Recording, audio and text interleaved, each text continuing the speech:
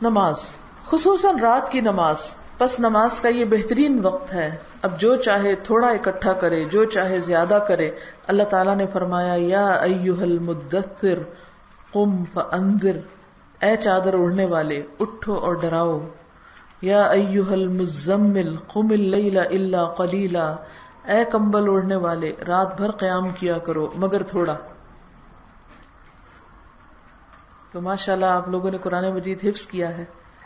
آپ کے لیے رات کی نماز کچھ مشکل نہیں. کیوں؟ کیونکہ آپ کو تو زبانی آتا ہے اور بہترین وقت ہے اس کی دہرائی کا. اچھا، رات کی جو نماز ہے اس میں اٹھنا صرف اللہ کی توفیق سے ہوتا ہے. اس سے کوئی فرق نہیں پڑتا آپ بوڑھے ہیں یا جوان ہیں یا کون ہے کون نہیں.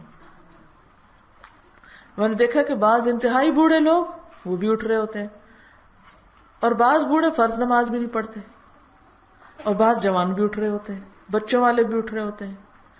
تو جس نے نہیں اٹھنا اس کے پاس بہانے ہزار، اور جس نے اٹھنا ہے اس کے لیے کچھ مشکل نہیں.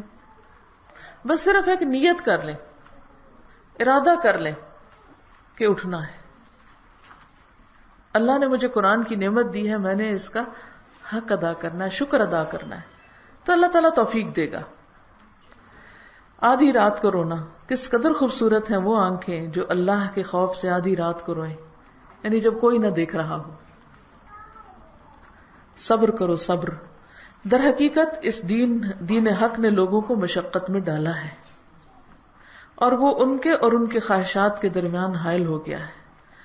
اس حق پر صبر و ثبات کا مظاہرہ وہی کر سکتا ہے جو اس کی فضیلت کو پہچانتا ہے اور اس کے بہتر انجام کی امید رکھتا ہے.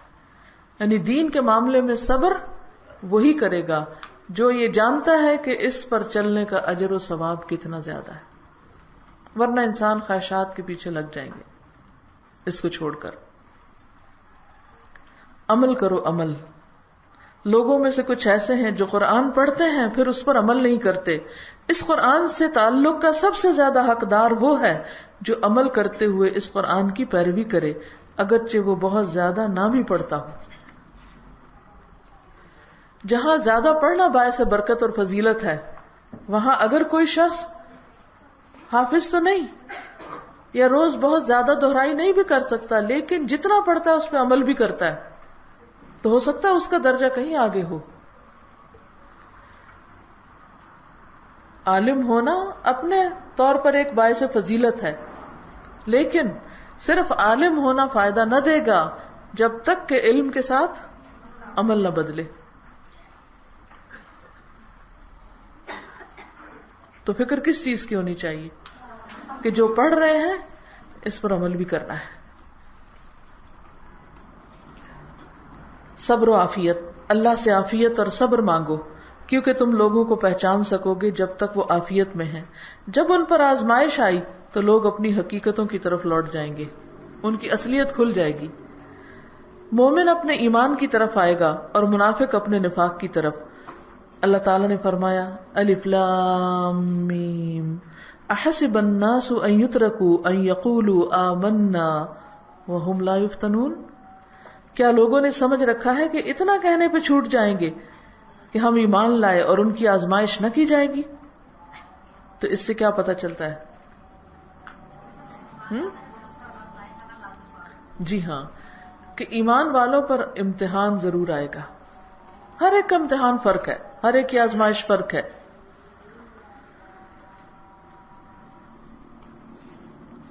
امتحان سے ہی پتہ چلتا ہے کہ کون مخلص مومن ہے اور کون منافق ہے. کیونکہ جو مخلص ہوگا وہ امتحان کے وقت بھی جمع رہے گا، ثابت قدم رہے گا، وہ خیر و بھلائی کے کام چھوڑے گا نہیں. اور جو منافق ہوگا وہ بہانہ کر لے گا اور وہ کہے گا یہ وجہ ہے وہ وجہ ہے، اس لیے میں یہ کام نہیں کر رہا، اس لیے وہ کام نہیں کر رہا. وہ مشکلات کو بہانہ بناتا رہے گا. لیکن عموماً اچھے کام مشکلات کے ساتھ ہی ہوتے ہیں. اس لیے آپ دیکھیں کہ مثلا خود حسن بصری جو ہیں، اب نبی صلی اللہ علیہ وسلم کی اولاد تو نہیں ہے، کسی زوجہ محترمہ کی اولاد تو نہیں ہے، غلام باپ اور غلام ماں کی اولاد ہے. لیکن کیا یہ غلامی جو تھی، ان کے والدین کا غلام رہنا، کیونکہ اس میں آپ دیکھیں کہ جو ام سلمہ تھی، انہوں نے حضرت حسن بصری کو پالا. اب یہ دونوں طرف سوچا جا سکتا ہے. ایک طرف وہ سوچتے ہیں کہ ہائے میرا باپ غلام، میری ماں غلام، ہائے ہم غریب، ہائے ہم فقیر، ہائے ہم ایسے ویسے، وہ کچھ نہ کرتے. اور دوسری طرف وہ یہ کہتے ہیں کہ اللہ کا کتنا بڑا شکر ہے کہ اللہ نے مجھے ازواج مطہرات کے گھر میں رکھا ہے. ہم سب کے پاس یہ دونوں آپشنز ہوتی ہیں. کوئی شخص کسی مشکل میں نہیں ہوتا کہ مگر اس کے ساتھ اس کے لیے نعمتیں بھی ہوتی ہیں، کیونکہ یہ اللہ کا وعدہ ہے، ان مع العسر یسرا. جہاں عسر ہے وہی یسر ہے، ساتھ ہے، لیکن ہمیں نظر نہیں آ رہا ہوتا. عسر کے ساتھ یسر ہے، وہ اس کا جوڑا ہے. تنگی کے ساتھ آسانی. مثلا کسی کے نزدیک ہاسٹل میں رہنا بڑی تنگی کی بات ہے، لیکن اس کے ساتھ آسانی بھی تو ہے نا. وہ کیا ہے، وہ ہر شخص خود سوچ سکتا ہے.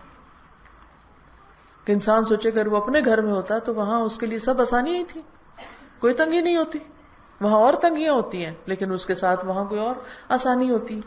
تو اس لیے اللہ سبحانہ وتعالیٰ جس حال میں رکھے وہاں پر انسان اگر شکر گزار ہوگا تو اللہ تعالیٰ اور نعمتیں دے گا، اور اگر انسان کے اندر ناشکری اور شکایت اور بدگمانیوں کی فضا آ گئی تو بس پھر گیا.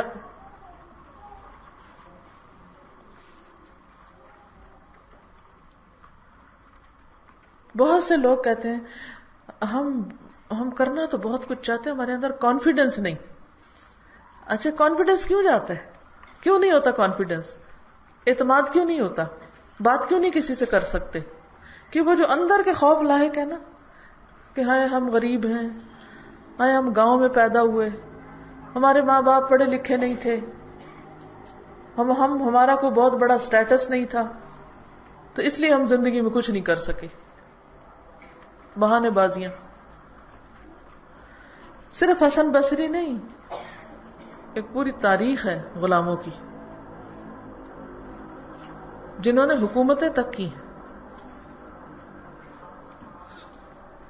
لیکن ان کے اندر کبھی یہ احساس نہیں تھا کہ ہم کس کی اولاد ہیں. انہوں نے یہ دیکھا کہ ہم کیا کر سکتے ہیں اور ہمیں کیا موقع ملے. ہر شخص کو مختلف اپرچونٹیز ملی ہوتی ہیں، بہت کچھ سیکھنے کی، بہت کچھ کرنے کی، آگے بڑھنے کی، لیکن وہ ان کو استعمال نہیں کرتا. سیلف پٹی کا شکار رہتا ہے، خود کو مظلوم سمجھتا رہتا ہے، اور جو نہیں ملا وہ اسی پہ کڑتا رہتا ہے. اس سے باہر نکلنے کی ضرورت ہے. بھول جائیں آپ کس کی اولاد ہے، بھول جائیں آپ کہاں پیدا ہوئے، بھول جائیں آپ کے پاس کھانے کو ہے یا نہیں. کیا یاد رکھیں کہ اللہ نے آپ کو قرآن کی دولت دے دی، اس سے بڑی دولت ہے ہی کوئی نہیں.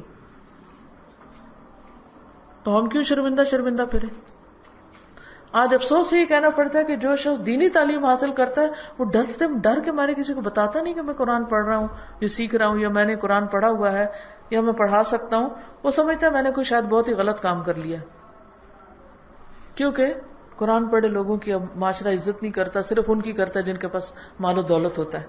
تو ہمیں اپنے آپ کو معاشرے کی نظر سے نہیں دیکھنا، ہم یہ دیکھنا کہ ہم کیا کر رہے ہیں اور ہمارا رب ہمیں کس نگاہ سے دیکھتا ہے.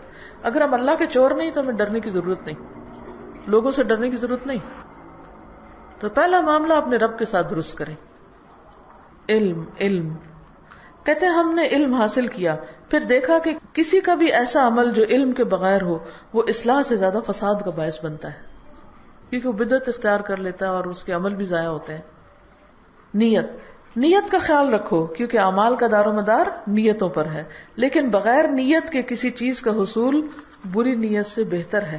ہم نے بغیر نیت کے علم حاصل کیا، پھر بعد میں نیت کی. ٹھیک ہے نا؟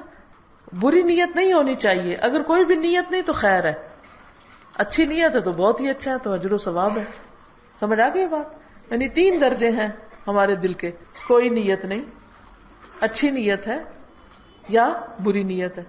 تو بری نیت کو کاٹ دے، اچھی نیت کا اختیار کرے. اگر نہیں اچھی نیت اور کوئی بھی نیت نہیں تو بھی خیر ہے، آ جائے گی نیت. جب عمل آئے گا تو نیت بھی آ جائے گی. ٹھیک ہے نا؟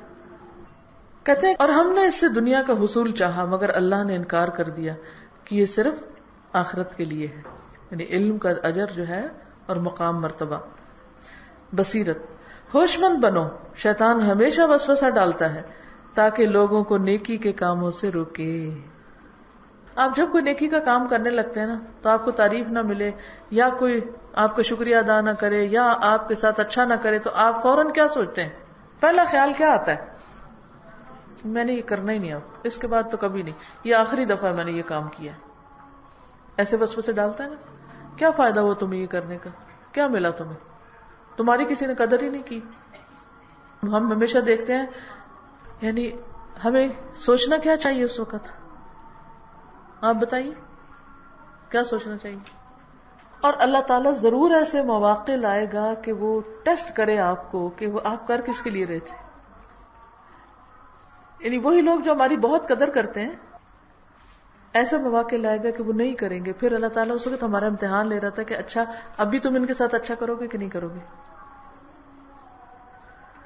تو اس لیے یہ بہت ضروری ہے کہ ہم کیا کریں، وسوسوں کو ایک طرف رکھیں، کوئی کام سوچے سمجھے بغیر نہ کریں، اور اگر ایک دفعہ سوچ سمجھ کے چل پڑے تو اس سے واپس نہ پلٹیں. یہاں تک کہ ان میں سے کوئی شخص یہ کہنے لگتا ہے کہ میں اس بات سے ڈرتا ہوں کہ جو میں کہہ رہا ہوں وہ کرتا نہیں، تو نہ وہ نیکی کا حکم کرتا ہے اور نہ برائی سے روکتا ہے. بہت سے لوگ امر بالمعروف اور نہی عن المنکر کیوں چھوڑ دیتے ہیں؟ کیا سوچ کے میں خود نہیں کرتا میں کسی کو کیا کہوں، کہتے ہیں نا. اصل بات یہ کہ انہیں لوگوں سے ڈر لگ رہا ہوتا ہے کہ لوگ کہیں گے اچھا خود تو نہیں کرتے ہمیں کیوں کہتے ہو. تو وہ یہ سننا نہیں چاہتا تو وہ کسی کو بھی نہیں کہتا. تو جب آپ کسی کو کہتے ہیں اور کوئی آپ کو پکڑتا ہے تو وہ ہماری اصلاح کا بھی ذریعہ بن جاتا ہے. اللہ تجھ پر رحم کرے. ہم میں سے کون ہے جو ہر وہ کام کرتا ہو جو وہ کہتا ہے؟ کیا کوئی بھی ایسا شخص ہے؟ کیونکہ بعض چیزیں تو ہر وقت کی بھی نہیں جا سکتی، وہ ہماری نہیں کسی اور کی ضرورت ہو سکتی. ہمارے لیے بہتر بلکہ بہت بہتر ہے کہ تم اللہ کے ذکر کے لیے جھک جاؤ. اللہ تعالیٰ کا فرمان ہے کبر مقتا عند اللہ ان تقولوا ما لا تفعلون. اور یہ کہ تم لوگ جو کہو اس پر عمل نہ کرو اللہ تعالیٰ کے نزدیک بڑے غضب کی بات ہے. یقیناً لوگ تمہاری طرف اس طرح دیکھتے ہیں جیسے گدھ گوشت کی طرف دیکھتی ہے، اور لوگ تمہاری لغزشیں تلاش کرتے ہیں، بس بچو بچو. یعنی ہر وقت تمہاری غلطیاں اور تمہاری پھسلن اور تمہاری بھول اس پر نظر رکھتے ہیں کہ تم کرتے کیا ہو. اس لیے بہت محتاط رہو. مقابلہ، پہنچو پہنچو اے طالب علم، اپنا بوجھ ہلکا کرو اور دنیا کی محبت سے بچ جاؤ. جب دل میں دنیا کی محبت رچ بس جاتی ہے تو پھر نصیحت فائدہ نہیں دیتی. پہلے میں نے عرض کیا نا کہ دل میں اگر اور باتیں گھسی بھی ہوں تو پھر قرآن کی بات نہیں اترتی. اس جسم کی طرح جس میں بیماری جگہ پکڑ لے پھر وہاں دوا فائدہ نہیں دیتی. ہمیشگی ہمیشگی اور عمل کے تسلسل کو توڑنے سے بچو. یعنی جو کام شروع کرو اس کو کرتے رہو. یقیناً جو لوگ جذبات میں آ کر کوئی کام کرتے ہیں تو پھر وہ ہمیشہ کرنے سے انکار کر دیتے ہیں. یعنی ان کے کام میں ہمیشگی نہیں ہوتی، کنٹینیوٹی نہیں ہوتی، ان کے اندر اسٹیبلٹی نہیں ہوتی، استقامت نہیں ہوتی. وہ جوش آیا جیسے وہ ہوتا ہے نا ایک ابال آتا ہے تو اوپر تک آ جاتا ہے سب کچھ، اور ابال ختم ہوتا ہے وہ آگ بجھتی ہے تو وہ بھی نیچے ٹھنڈے ہو کے بیٹھ جاتے ہیں، پھر کام نہیں، کوئی حرکت بھی نہیں رہتی، کوئی کام ہی نہیں کرتے. تو اس سے بچنا چاہیے. مومن، اللہ کی قسم مومن وہ نہیں جو 1 ماہ یا 2 ماہ 1 سال یا 2 سال تک عمل کرے اور پھر چھوڑ دے. اللہ نے مومن کے لیے موت سے پہلے کوئی مقرر مدت نہیں رکھی. یعنی کام صرف ایک خاص مدت تک کے لیے نہیں کرنے بلکہ کب تک کے لیے کرنے؟ ہمیشہ کے لیے. بچو بچو پگڈنڈیوں پہ چلنے سے اور ان مسائل اور کاموں سے بھی جو غیر واضح ہوں. یعنی ایسے رستے نہ اختیار کرو جن کا پتہ نہ ہو کہ جا کدھر رہے ہیں. اے بے وقوفو، تمہارے لیے افسوس ہے. یہ علم تو فضیلت ہے. جس طرف اللہ تعالیٰ نے اس کا رخ رکھا ہے تم بھی اس فضیلت کو وہیں رکھو، اس کو دائیں بائیں نہ ڈالتے پھرو جہاں یہ تمہیں نقصان تو دے مگر فائدہ نہ دے. تو علم کس کے لیے؟ علم کو کہاں رکھنا چاہیے؟ دل میں، اور پھر باقی جوارح پہ اس کا اثر آئے عمل میں. بسا اوقات آدمی کسی جگہ جا کر کسی مجلس میں بیٹھ جاتا ہے، وہاں سے کچھ کھا کر اس کا دل متغیر ہو جاتا ہے. بچاؤ بچاؤ اپنے آپ کو مال و دولت والوں اور غافل اور بے پرواہ لوگوں کے پاس جانے سے اور ان کی طرف جھکنے اور میلان سے، کیونکہ ایسے لوگوں کے پاس جانا آدمی کے دل کو بدل دیتا ہے. یعنی ایسے لوگ جو صرف دنیا کے پیچھے بھاگ رہے ہوں اور ان کے اندر خدا کا خوف نہ ہو اور کوئی اچھی اور خیر کی بات ان کے اندر نہ ہو، تو ان کی مجلس اختیار نہ کرو، کیونکہ ان کے پاس بیٹھ کے تمہارے اندر بھی انہی چیزوں کی محبت پیدا ہو جائے گی. خیر کی تلاش، بھلائی کو تلاش کرو اور اس کے عادی بن جاؤ، کیونکہ خیر و بھلائی کو عادت بننا چاہیے، اور شر تو ضرورت کے لیے ہوتی ہے. اللہ عز و جل کے دین کے خلاف اپنی آراء اور خواہشات کو برا جانو، اور اپنے دین اور اپنی دنیا کے لیے کتاب اللہ سے خیر خواہی اور رہنمائی حاصل کرو. یعنی شر کے پیچھے نہ جاؤ بلکہ خیر کے پیچھے جاؤ. شر یعنی مشکل رستہ تو کبھی انسان کس لیے، یعنی تکلیف دہ رستہ کیسے کب اختیار کرتا ہے؟ جب کوئی چارہ نہ ہو، دوسرا کوئی اور رستہ نہ ہو. مثلا حلال ہے ہی نہیں اور جان کے لالے پڑ گئے، تو اس وقت کیا کرے گا انسان؟ ضرورتاً حرام کھائے گا، لیکن عام حالات میں نہیں. غربت سے نہ ڈرو، کیونکہ مومن دنیا میں غریب اور اجنبی ہوتا ہے. وہ اس دنیا کی ذلتوں کو اپنے لیے پسند نہیں کرتا اور نہ دنیا داروں کی عزت و جاہ کی رغبت ہی کرتا ہے. لوگ اس مومن سے راحت اور سکون میں رہتے ہیں اور اس کا دل اپنے آپ میں مشغول رہتا ہے، یعنی اپنے بارے میں سوچتا ہے کہ میں کیا کرنا اور کیا نہیں کرنا چاہیے. خوشخبری ہے اس بندے کے لیے جو پاکیزہ کمائے اور زائد ضرورت آگے بھیج دے. کہاں؟ آخرت کے لیے، اس دن کے لیے، اس گھر کے لیے، اس دن کے لیے جس دن یہ فقر و فاقہ میں مبتلا ہوگا. ایک غربت دنیا کی ہے اور ایک آخرت کی. جو دنیا میں غریب ہو جاتا ہے وہ آخرت میں امیر ہو جائے گا، کیونکہ اس نے اپنا سب کچھ وہاں کے لیے جمع کیا. عمل، اپنے اعمال کے ساتھ لوگوں کو نصیحت کرو، اپنی باتوں کے ساتھ نصیحت نہ کرو. یعنی اس کا مطلب نہیں کہ کسی کو کچھ کہو ہی نہیں، اس کا مطلب یہ کہ جو کہو اس پر عمل بھی کر کے دکھاؤ. میانہ روی، اس ذات کی قسم جس کی حسن قسم اٹھاتا ہے، یعنی حسن بصری، کہ میانہ روی اختیار کرنے والا کبھی تنگ دست نہیں ہوتا، وہ کبھی غریب نہیں ہوتا، کیونکہ وہ اعتدال میں زندگی بسر کرتا ہے. کچھ لوگوں کی عادت ہوتی ہے کہ یا انتہائی فقیر ہوتے ہیں اور اگر انہیں پیسے ملے تو فضول چیزوں میں ضائع کر دیتے ہیں اور پھر فقیر بن جاتے ہیں. تو جو لوگ اعتدال کے ساتھ خرچ کرتے ہیں وہ کبھی نہیں غریب ہوتے، انہیں کسی کے آگے ہاتھ نہیں پھیلانا پڑتا.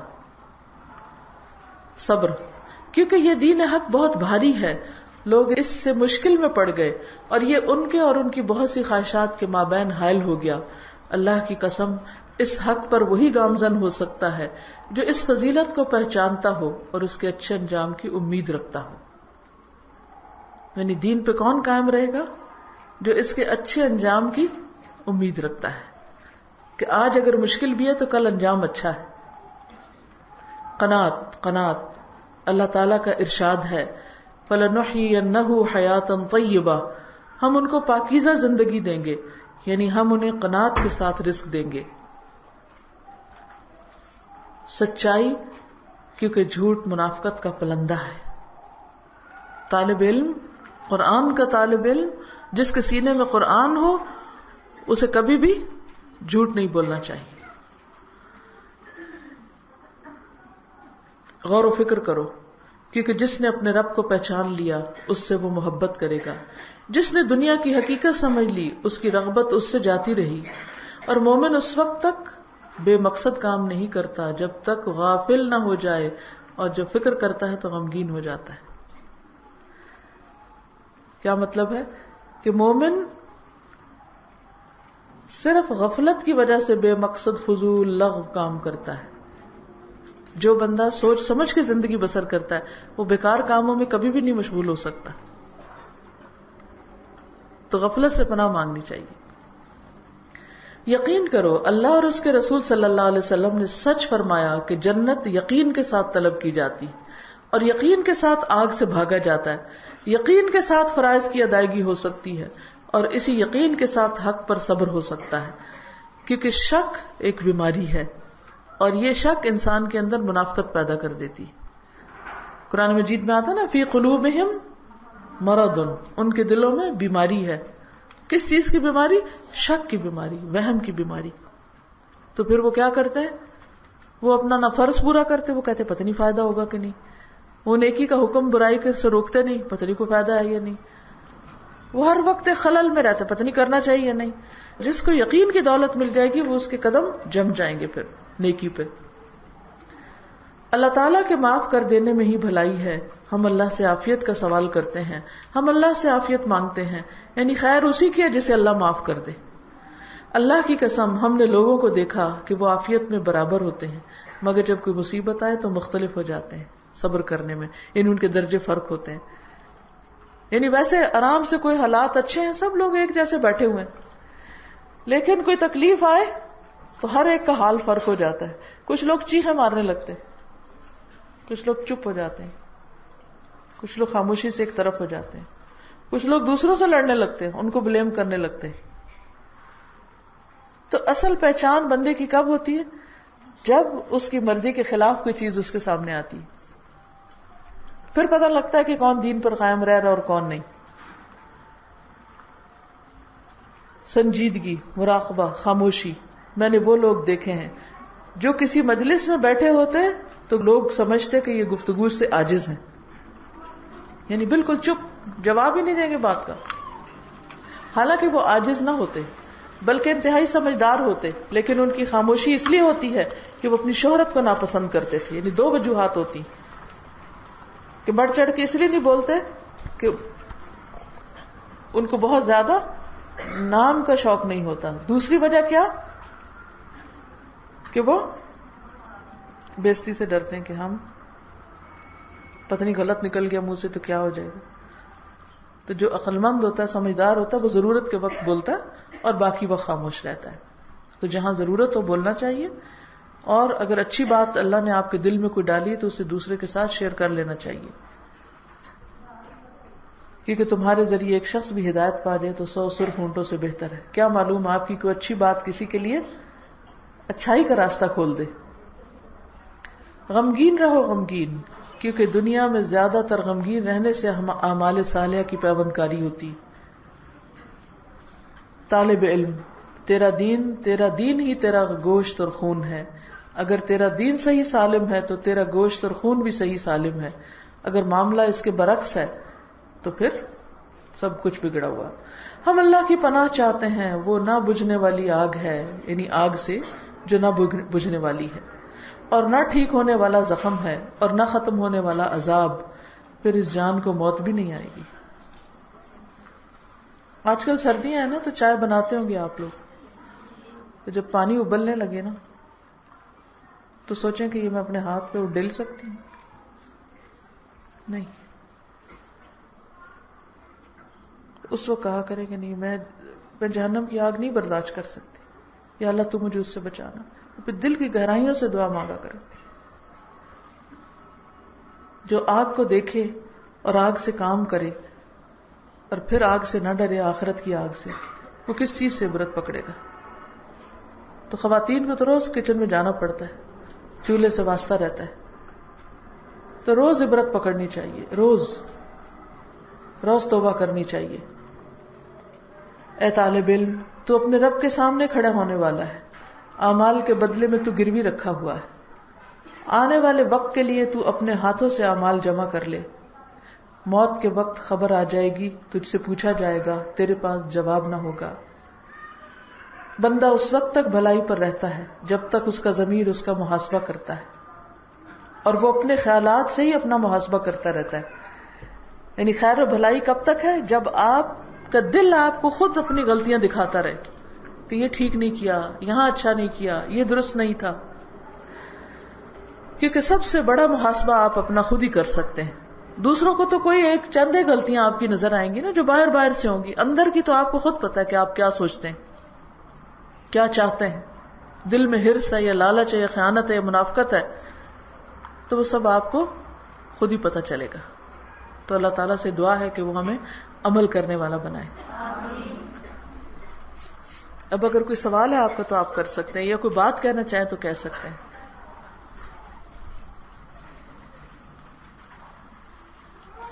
کوئی بات سمجھ نہ آئی ہو تو وہ پوچھ سکتے ہیں. جس چیز سے آپ کے ذہن میں خلل آ گیا ہو تو آپ سوال کر سکتے ہیں.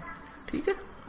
جیسے کینسر ہوتا ہے تو وہ کیا کرتا ہے اصل میں, پھیلنے کا تو ہم عام طور پہ سوچتے ہیں, لیکن وہ اس عضو کو اس طرح اپنے قبضے میں کرتا ہے کہ کوئی دبا پر اس کو کاٹنا پڑتا ہے. وہاں سے کاٹتے جائیں, کتنا کاٹیں گے. اب سمجھ آ گئی. یہ بھی شیطان کا وسوسہ ہوتا ہے کہ بعض اوقات ہم اچھے کام ریاکاری کے خوف سے چھوڑ دیتے ہیں. تو کام چھوڑنا چاہیے یا ریاکاری چھوڑنی چاہیے؟ ٹھیک ہے نا. اچھا کام چھوڑے بغیر تو گزارا نہیں. لکھ لیں گے یہ بات کہ اگر مجھے اچھے عمل میں ریاکاری کا خوف ہو تو میں اچھا عمل نہیں چھوڑوں گی, ریاکاری چھوڑوں گی. ٹھیک ہے. یہ تو اب ساری زندگی کا معاملہ ہے نا.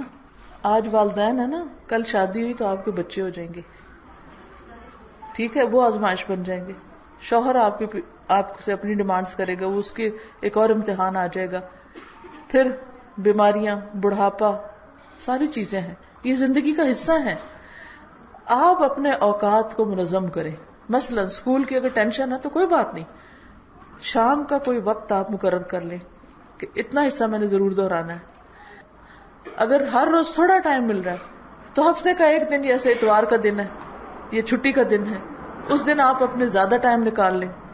یہ آپ نے اب کس طرح مینج کرنا ہے. مجھے اچھی طرح یاد ہے کہ ہماری ایک شاگرد تھی, اس کی بلکہ ٹیچر مجھے ملی ابھی گجرانوالہ میں, تو بڑی اچھی ٹیچر. تو میں اور یاسمین آپس میں بات کر رہے تھے کہ اس خاتون میں بڑی خیر ہے کوئی, یعنی بڑے کم لوگ ایسے دیکھے ہیں جو حفظ کرائیں اور حفظ کریں, اور اتنے اچھے اچھے شاگرد ان سے نکلے, اور ان کے اتنے ہمبل. یعنی میں نے ایسی عاجزی اس خاتون کے اندر دیکھی کہ عام طور پر حافظ قرآن لوگوں میں عاجزی کم نظر آتی ہے. افسوس کے ساتھ کہنا پڑتا ہے کیونکہ وہ پڑھ پڑھ کے اتنے بعضوں کا ٹف ہو جاتے ہیں کہ سخت ہو جاتے ہیں. کیونکہ میں نے اپنے گھر میں کیا ہے حفظ, لوگوں نے مجھے پتا ہے کہ ان کے مزاج کیسے ہو جاتے ہیں. بہرحال, لیکن اس خاتون کے اندر ایک عجیب ہی ایمان اور ایک عجیب ہی عاجزی, تو بڑی میرا دل ہمارا خوش ہوا اس کو ملاقات کر کے. تو انہوں نے بتایا کہ وہ ایک بچی آپ کے پاس آئی تھی انگلینڈ سے پڑھنے کے لیے. تو وہ, میں نے کہا ہاں, وہ کہتی وہ میری شاگرد تھی, اس نے مجھ سے حفظ کیا تھا. تو میں جتنے بھی حافظ قرآن سے ملی ہوں, یعنی میں بہت کم ملی ہوں, یعنی میں بہت زیادہ میرے پاس کوئی علم ہے, وہ اس بچی سے میں بہت ہی متاثر ہوئی. جس دن اس کا انٹرویو تھا تو اس کی تعلیم ذرا کم تھی, تو میں نے کہا بیٹا آپ کی تو تعلیم کم ہے تو آپ اور کیا کیا؟ اس میں ہم نے قرآن حفظ کیا ہوا. میں نے کہا اچھا سناؤ. کہتی کہاں سے سناؤ؟ میں نے جہاں مرضی سے سناؤ. سورۃ طٰہٰ اس نے شروع کی. آپ یقین کریں وہ پڑھ رہی تھی اور میرے آنسو گرنے لگے. اتنا اچھا اس نے پڑھا, کہیں نہیں اٹکی. خیر اس کو داخلہ دے دیا. اتنی سمجھدار بچی تھی وہ, ماشاءاللہ ماشاءاللہ. اس نے پورا کورس کیا, بہت اچھا کورس کیا. تو تعلیم القرآن کورس بعد میں کیا.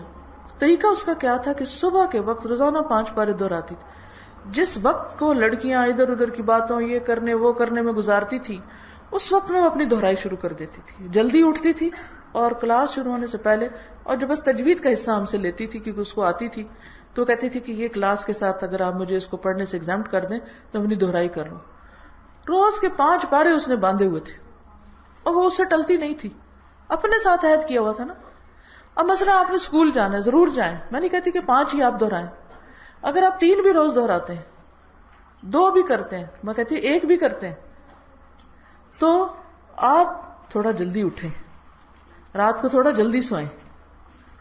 وہ جو صبح کا وقت ہے نا, ان قرآن الفجر کان مشہودا. اگر آپ نے لوگوں دیکھے, طالب علم نا اس وقت جاگتا جب لوگ سوتے ہیں, اس وقت کو کام کرتا ہے. اگر آپ نے اپنی نیند کا کچھ حصہ قربان کیا تو انشاءاللہ العزیز نہیں بھولیں گے قرآن. قرآن وہ بھولتا ہے جو قرآن کو رکھ کے سو جاتا ہے, غافل ہو جاتا ہے. اسکول پڑھیں, اسکول پڑھیں گے قرآن کی برکت سے آپ کے نمبر بھی بہت اچھے آئیں گے. لوگوں کے لیے آپ مثال بنیں گے. کتنی اور بچیاں آپ کو دیکھ کے قرآن کی طرف آ جائیں گی اگر آپ کا اخلاق اچھا ہوا, آپ کے اندر عاجزی ہوئی. کیونکہ ایک بات یاد رکھیے کہ حافظ قرآن، جس کو قرآن یاد ہو، اس کا چونکہ ایک عمل ہوتا ہے نا، اس کے سینے میں قرآن ہوتا ہے، اس سے دوسرے لوگ لازماً متاثر ہوتے ہیں اگر اخلاق اچھا ہو۔ اس کا ایک روب ہوتا ہے، اس کی ایک خوشبو ہوتی ہے جو دوسروں کو لازماً متاثر کرتی ہے۔ یعنی کم از کم میرا دل تو بہت ہی متاثر ہوتا ہے جب کوئی قرآن اچھا پڑھے اور یاد کرے، اس کا اخلاق بھی اچھا ہو، بہت میں متاثر ہوتی ہوں، رشک کرتی ہوں اس پر۔ تو اس لیے بہت ضروری ہے کہ آپ اس سے بالکل نہ ڈریں۔ میں نے ایسے حافظ قرآن بھی دیکھے ہیں جو ڈاکٹرز ہیں، انجینئرز ہیں، بڑے بڑے کام دنیا میں کر رہے ہیں اور ہر سال مصلی بھی سناتے ہیں۔ آپ کر سکتے ہیں، ہمتیں کم نہ کریں، ہمتیں بلند کریں، ٹھیک ہے؟ اور ڈرے نہیں، اپنا بس اپنے ساتھ عہد کریں کہ ہم نے اپنا وقت نکالنا ہے۔ اگر آپ سست ہیں تو پھر آپ کو دنیا بھر، میں کہتی ہوں کچھ بھی نہ کریں تو فارغ رہ کے بھی آپ نے نہیں پڑھنا، اگر آپ خود سست ہیں۔ یہ جو کہا نا غمگین رہو غمگین، اس کی بات نہیں سمجھ آئی۔ اس کا مطلب یہ ہے کہ کس چیز کا غم ہے؟ ہم فقیر ہیں، فلانے نے مجھے یہ کہہ دیا، یہ نہیں مطلب اس کا۔ غم یہ ہے کہ زندگی گزرتی جا رہی ہے، وقت تھوڑا ہے، میں نے ابھی اپنے لیے کوئی اچھے عمل نہیں کیے، کیونکہ آگے دیکھیں نا، غمگین رہنے سے اعمال صالحہ کی پیوند کاری ہوتی ہے۔ پیوند کاری کیا ہوتا ہے؟ جیسے آپ دیکھیں نا، وہ پودوں کی پیوند کاری کرتے ہیں، ایک شاخ دوسرے کو لا کے جوڑتے ہیں، تو جو دل فکر کرتا ہے وہی عمل کرتا ہے، یہ مطلب ہے۔ دیکھیے، من یتق اللہ یجعل لہ مخرجا، ساری رکاوٹیں تقوی سے دور ہوتی ہیں، اللہ سے ڈر کے، اللہ کی مدد سے کوئی رکاوٹ نہیں رہے گی۔ اور ایک اور یہ کہ ہم بہت بڑے پلان نہ بنائیں۔ وہ کون ہمیں ملا تھا جو کہہ رہی تھی کہ ہاں، ایک بچی سے اس نے شروع کیا، لالا موسیٰ کی برانچ ابھی ہم وزٹ کر کے آئے، وہاں ایک بچی آئی ہوئی تھی ماشاءاللہ، اس نے کام شروع کیا وہاں، ایک اسٹوڈنٹ تھی شاید، ایک بندے سے، تو جن کے گھر میں شروع کیا وہ کہتی ہیں کہ اس کو دیکھ کے ہمارا حوصلہ بڑھتا تھا کہ یہ اس بچی کے اندر کمال درجے کی استقامت ہے کہ لوگ آئی نہیں پڑھنے رہے، ایک بچی آئی ہے اور یہ اس طرح پڑھا رہی ہے جیسے 100 کو پڑھا رہی ہو، یعنی اتنے دل جذبے کے ساتھ۔ اور آج اگر آپ وہاں جائیں اور جس طرح باغ لگا ہوا ہے، تو یہ استقامت ضروری ہوتی ہے۔ نہیں آ رہے نا لوگ، آپ اپنا کام شروع کر دیں، ایک سے بھی کر دیں، لوگوں کو جب فیض پہنچنے لگے گا نا، وہ آ جائیں گے۔ یہ ہمارا امتحان ہوتا ہے کہ اللہ کے لیے کر رہے ہو یا بھیڑ کے لیے کر رہے ہو۔ بعض اوقات لاکھ لوگ آپ کے سامنے بیٹھے ہو نا، تو اس کے مقابلے میں 2 کو آپ ایک اچھی بات بتا رہے، ہو سکتا ہے وہ ایک اس میں سے ایسی لے جائے کہ جو باقی کوئی نہ لے، لاکھ بھی نہ لے، کثرت میں نہ جائے۔ بعض اوقات چھوٹے گروپ کے ساتھ زیادہ اچھا کام کر سکتے ہیں آپ۔ اور بالکل شیطانی وسوسہ ہے، اس لیے کہ ایمان عمل سے بڑھتا ہے۔ آپ اگر عمل سے دور تھے تو ایمان کمزور ہوا نا، اب عمل شروع کر دیں تو ایمان بڑھ جائے گا۔ وہ کون سا طریقہ ہوگا عمل کے بغیر کہ آپ کا ایمان بڑھے گا تو آپ کام کریں گے۔ آپ سب کا بہت شکریہ، اللہ تعالیٰ آپ کو جزائے خیر دے، بہت برکتیں دے، دین پر استقامت دے، اور مرتے دم تک قرآن سے جوڑے رکھے، اور قیامت کے دن اہل القرآن میں سے اٹھائے۔ آمین۔ السلام علیکم ورحمۃ اللہ وبرکاتہ۔